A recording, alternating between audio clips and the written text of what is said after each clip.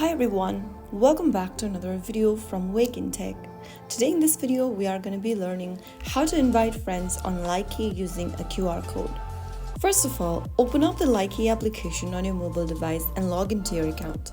Once you're logged into your Likee homepage, go ahead and click on the profile icon at the bottom right corner. From your profile section, tap on the three lines at the top right corner and then click on QR code. Now you'll see your unique invitation page. You can share this QR code with your friends, or you can ask your friends to scan your QR code using the Likee app. Once they join through your code, they'll be linked to your invite. You can also download this QR code by tapping download at the bottom left, and once the QR code is saved on your device's camera roll, you can share it with anyone you want to invite.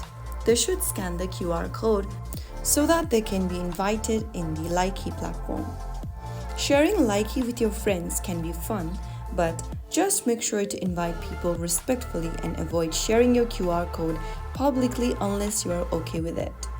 If you found the video helpful, don't forget to like, share and subscribe to the channel. I will be back again in the next episode.